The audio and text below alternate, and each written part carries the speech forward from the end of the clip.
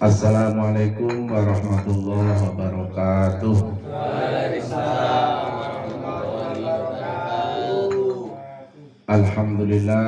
Alhamdulillahi nahmaduhu wa nasta'inuhu wa nastaghfiruhu wa li shururi anfusina wa min sayyiati a'malina.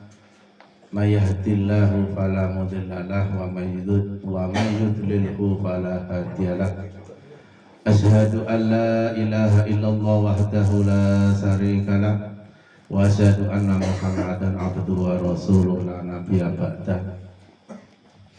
Allahumma shalli wa sallim wa barik ala sayyidina Muhammad wa ala alihi wa sahbihi wa mawalah.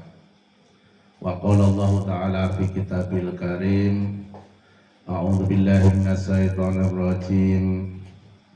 Innama amwalukum wa auladukum fitnah wallahu indahu ajrun adzim.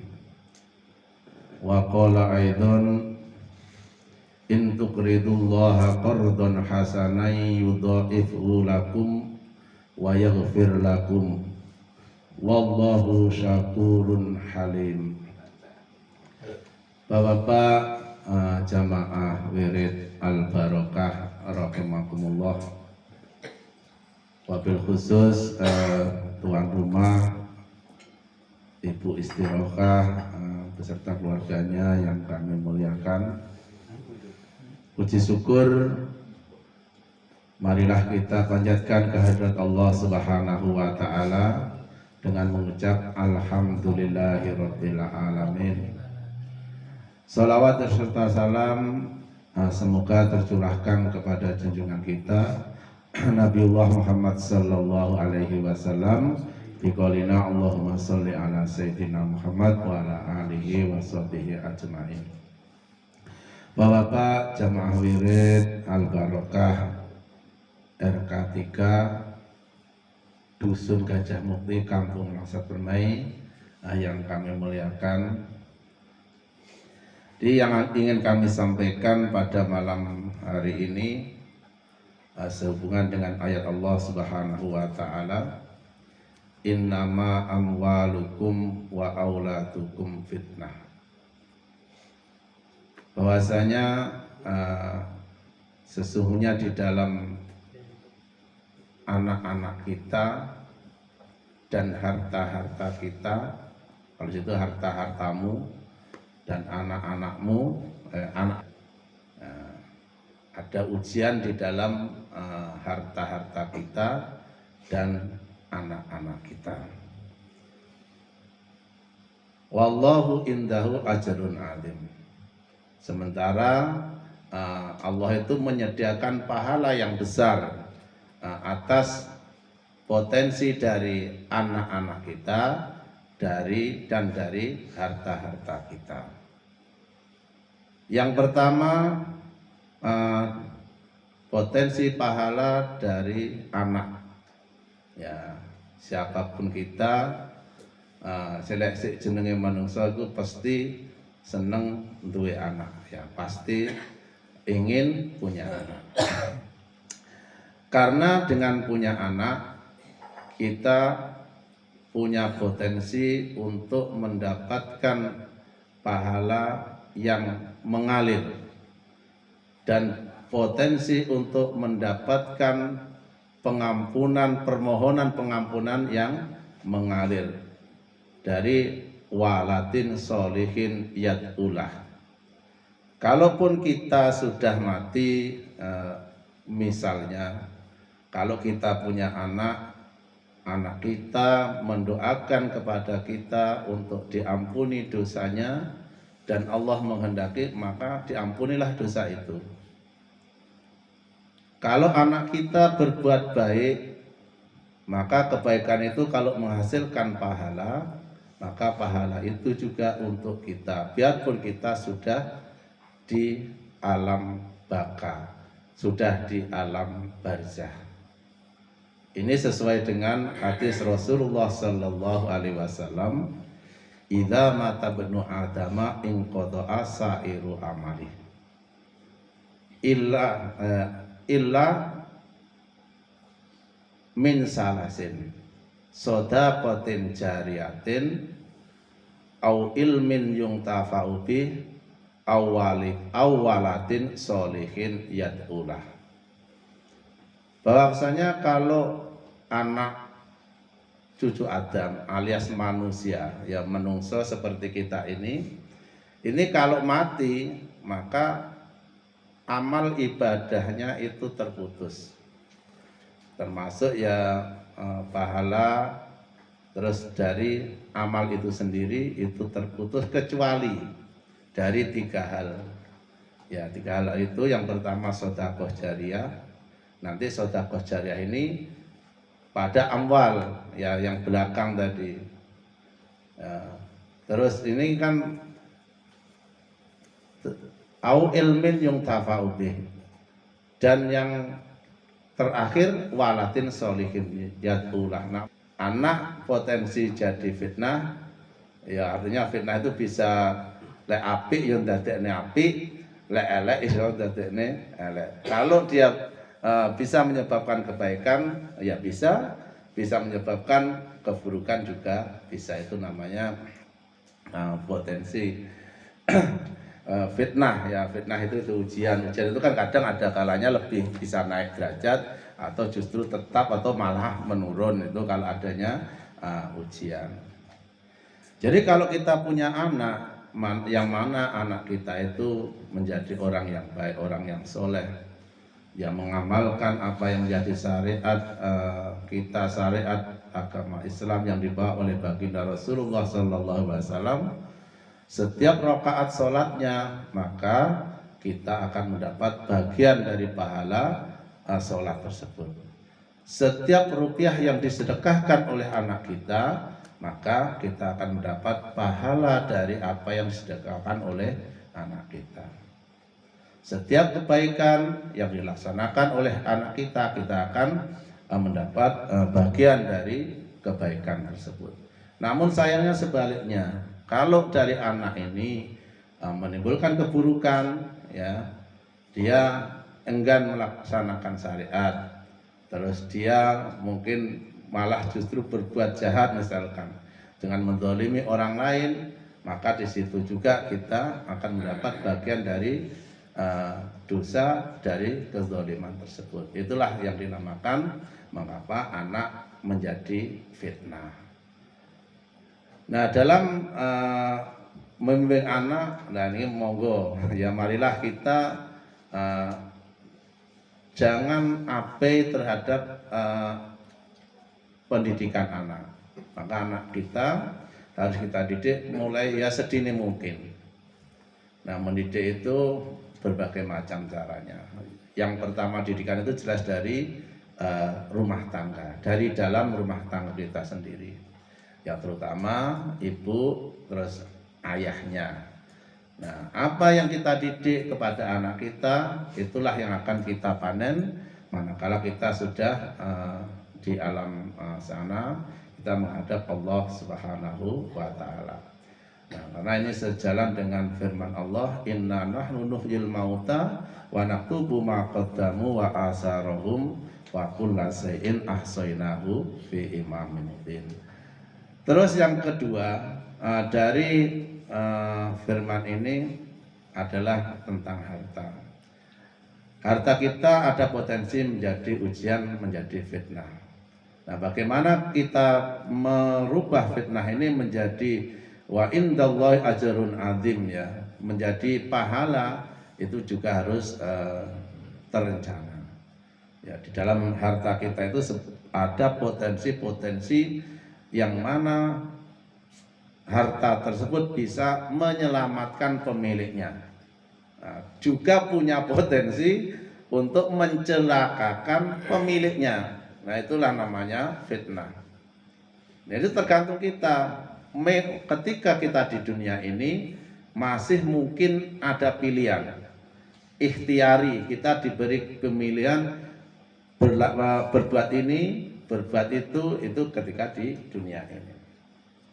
Nah, terkait dengan harta kita juga sejalan dengan hadis Rasulullah tadi, bahwasanya yang akan menjadi jariah, pahala yang mengalir adalah harta, ya. Sodakotin jariyatin. Jadi sodakoh jariah itu sangat berhubungan dengan harta. Sodakoh itu berhubungan dengan harta. Nah, sodakoh itu sendiri, Bapak, kalau dalam syariat kita itu terbagi tiga, ya. Terbagi tiga. Yang pertama itu yang namanya zakat. Itu sodakoh wajib, namanya itu zakat. Itu yang berhubungan dengan harta. Yang kedua infak. Infak itu hukumnya sunat, atau contohnya kalau infak ini lebih pada wakaf. Nah, wakaf itu anfik gitu ya, mengambil manfaat yang baik. Terus yang ketiga itu sodakoh tatawu'ah, ya, seperti menyajikan makanan, senyum, itu sodakoh.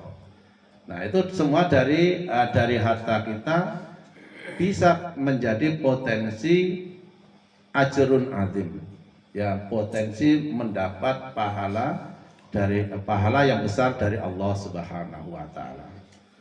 Sungguh ironis, sungguh miris, Pak, ya, seandainya ya golek bondo itu kan ya susah. Yang mencari harta itu susah. Terus di akhirat justru harta itu sing gandoli kita. Nah, yang akan mempersulit kita. Banyak di dalam Al-Quran itu ya ancaman lah, semacam ancaman bagi orang-orang yang mungkin ape terhadap hartanya, terhadap kewajibannya. Besok ya lek wong sing ra gelem zakat itu lek di dalam surat Al-Baqarah lah nggak salah. Nah, itu dijadikan barane setrika. Sing setrika mau di setrikane neng gegere wong niku. Ya sembuh nyatane ngoten nek jenengan maca Quran mengke enten sing ngoten niku. Jadi menjadi bahan api, ya.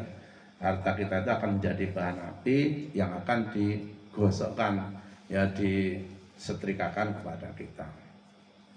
Jadi dari potensi harta ini mari kita gunakan dengan sebaik-baiknya. Sedikit ini masalah zakat, ya. Zakat itu sebenarnya kalau dikatakan wah ini agama maksa misalnya, ya kan, itu tidak, Pak. Zakat itu sangat relevan, ya, sangat manusiawi lah maksudnya gitu kan, sangat manusiawi.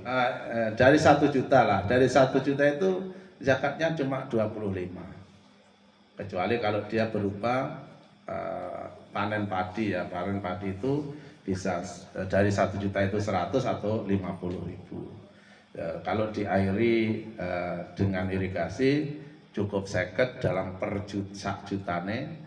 Nah, tapi kalau tak ada hujan murni, artinya ya kita itu nabur winih wis ora mikirne banyone, ora mikirne mupuk, ora mikirne matun. Nah, itu kudune 10 apa niku 10%. Dadi sak jutane 100.000. Nah, tapi lek teng mriki rata-rata niku masuk pada 5%, ataupun ya dalam 1 jutanya 50.000. Memang untuk pertanian ini agak besar, ya, tapi akankah kita ini hitung-hitungan kalian Gusti Allah? Nah, dalam ayat yang telah kami bacakan tadi, in tuqridullaha qardhan hasanah. Seandainya kamu meminjami, menghutangi Allah dengan hutang yang bagus, dengan harta yang bagus, apa walasan Gusti Allah? 2, Pak. Lek kita mau meminjami, artinya ya menjam Gusti Allah ora kok disilihne kados kita, tidak. Artinya kita belanjakan harta kita di jalan Allah melalui zakat, infak, sedekah tadi. Yang pertama, fayudhaifu lakum. Harta kita akan dilipat gandakan. Ya, dilipat gandakan. Dikei siji, misalnya dikei 10 terus gelem membelanjakan, sesuk meneh dikei 20, nek lipatane kan ngoten nggih, Pak. 20, 40 atau berlipatannya lipat telu. Nah, atau lipat papat. Nah, itu yang menghendaki Allah. Contohnya gampang, ya. Contoh sangat gampang dan kita alami, Pak. Ya contohnya itu iki sampean kan petani, banyak sing kan petani padi. Petani itu sak butir gabah niku kan dadi diurit. Nah, itu nanti akan jadi semean satu apa itu ya? Satu tumbuh. Itu kalau ditandur itu kalau indah Al-Qur'an lah nanti dicoba mawon. Itu nanti akan beranak 7. Dadi siji mau dadi 7 anu kan.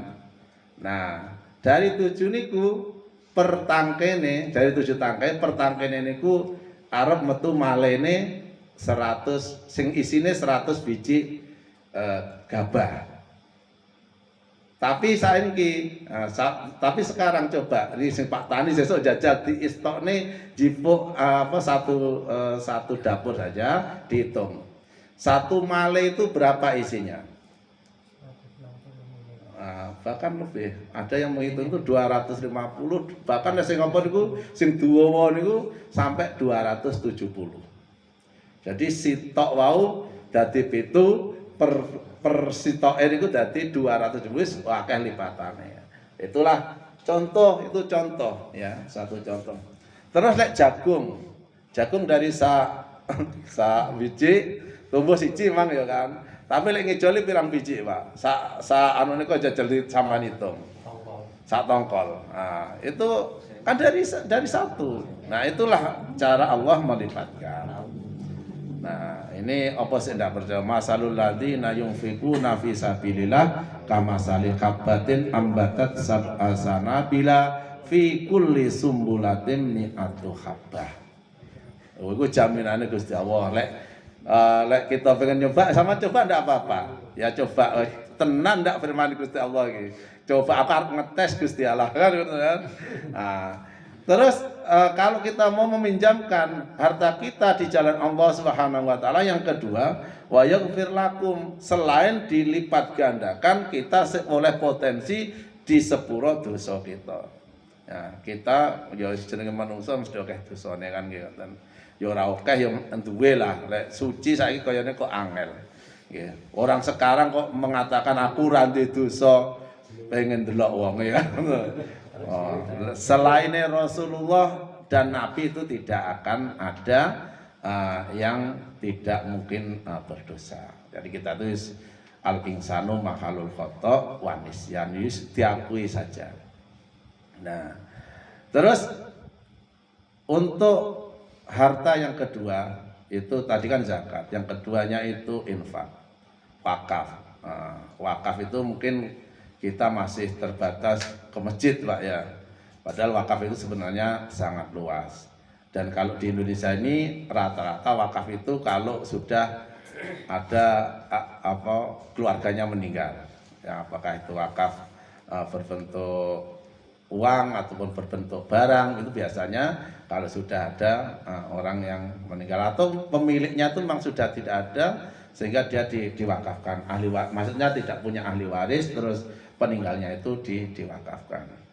Padahal wakaf itu dalam hal mendukung jariah itu adalah wakaf. Jadi bolak-balik kami sampaikan, marilah kita ya enggak banyak tapi harus ada, Pak. Untuk itu tadi, untuk supaya harta kita ini dari fitnah tadi menjadi ajrun azim, mendatangkan ganjaran yang besar. Ya kan miris toh, kita wis susah ngeluk geger ya kan, mepe geger sampai ireng. Nah, so wayah kita sudah memerlukan itu malah dia justru bukan menolong kita, malah mengganduli, malah apa jenenge ngerusui, nyerempeti kita. Nah, itu kan ironis. Nah, maka selagi kita hidup, monggolah kita wakaf. Wakaf itu kalau punya barang boleh, yang paling populer itu adalah tanah. Tanah itu karena sepanjang tanah ini belum digilas oleh Allah melalui hari kiamat, itu kayaknya menjadi aset. Dan selama itu pula akan menjadi sumber ajrun tadi, Pak, sumber ganjaran biarpun kita sudah di alam barzah sana. Nah, itu apalagi sekarang ini ada metode wakaf uang. Loh, wakaf kok uang tuh. Wakaf itu bedanya dengan zakat saya. Zakat dengan wakaf itu berbeda. Bedanya simple. Kalau zakat itu hartanya harus habis. Ya. Zakat itu hartanya harus habis, saldo harus nol. Tapi kalau wakaf ora oleh kurang biarpun 1 rupiah. Hartanya harus tetap, itu kalau wakaf. Jadi kalau kita wakaf 100.000, maka 100.000 itu harus tetap ada. Tinggal diambil manfaatnya. Misalkan ini contoh kalau wakaf uang itu Pak ya. Misalkan saya wakaf uang di badan wakaf nasional misalkan. Wakaf uang 100.000. Maka 100.000 ini akan manfaatnya disuruh ngambil orang. Dia bisa dipinjamkan ke modal. Tapi duit 100 tidak boleh hilang. Ini 100 ini wakaf dia. Maka dia ngambil manfaatnya saja. Ya boleh ditukoknya apa, tapi nanti yang 100 ini harus tetap. Misalkan dikasih 1 juta, maka 1 juta itu wajib balik. Ya tanpa bunga, tanpa apa, tapi dari 100 itu bisa untuk modal beli ini ditanam. Nah itu artinya mengambil manfaat dari wakaf tadi 1 juta. Nah terus apa untungnya kita? Kalau kita wakaf 1 juta, apapun yang dihasilkan dari 1 juta itu akan menjadi pahala untuk kita. Begitu dengan zakat, Pak. Zakat itu rada setengah apa kan? Sidik selain apa? Kalau zakat, kalau wakaf all out seluruhnya, ya kan? Artinya 1 juta menghasilkan misalnya lombok 5 kental, apa mungkin Pak ya 1 juta misalnya menghasilkan lombok 5 kental. Dari harga lombok itu nanti akan mendatangkan kebaikan manfaat untuk orang itu. Nah maka kebaikan itulah yang akan diperoleh bagi si wakif, bagi orang yang mewakafkan. Dan yang terakhir dari harta kita supaya dia menjadi ajrun azim, itu kita sedekahkan. Nah, sedekah itu sekali lewat Pak. Sedekah itu ya sampean jumpa orang miskin di jalan sampean kasih, itu namanya sedekah. Ya, nanti ya untuk beli es, beli makan, beli minum, tuku karcis, untuk naik mobil, nah itu sedekah. Ya ganjarannya ya tadi mengikut seberapa dari sedekah kita ini menolong orang tersebut. Ya iso banyak, iso ya mekor cukup segitu. Begitu mangan ya wis dadi panganan itu saja. Nah, kesimpulannya kita ini kedua-duanya punya. Nah, maka kita kembalikan innama amwalukum wa auladukum fitnah. Itu menjadi monggo, itu menjadi peringatan kita ojo ape terhadap ojo mek bersyukur Pak ya. Asal ngelola anak ya mek sak urip-uripe, ngelola harta ya sak karep-karepe. Nah, maka harus kita kalau tidak paham was'alu ahla dzikri in kuntum la ta'lamun. Nah, kita hendaknya kalau saya pun di bondo, saya punya harta, apa sih yang harus saya lakukan? Nah, lek ora paham takon karo sapa? Karo wong sing iso ditakoni. Tentunya kan gitu kan. Terus sampean takon bab zakat karo wong tukang becak ya ora cocok ya kan nonton. Sing takon zakat itu karo ahli zakat, takon wakaf ya karo ahli wakaf kan nonton. Nanti akan ditunjukkan. Baru dipertimbang, ini kalau saya zakat ruginya di mana, untungnya di mana. Kalau saya wakaf untungnya apa, ruginya apa, kan itu nanti bisa jadi pertimbangan. Nah itu akan dijelaskan. Ya mudah-mudahan harta kita Pak, terus anak-anak kita itu menjadi kebaikan untuk kita semua. Amin. Ya Rabbal Alamin. Itu saja yang dapat kami sampaikan. Lebih dan kurang kami mohon maaf yang sebesar-besarnya. Akhirul kalam, wallahul muwaffiq ila aqwamit thoriq. Wassalamualaikum warahmatullahi wabarakatuh.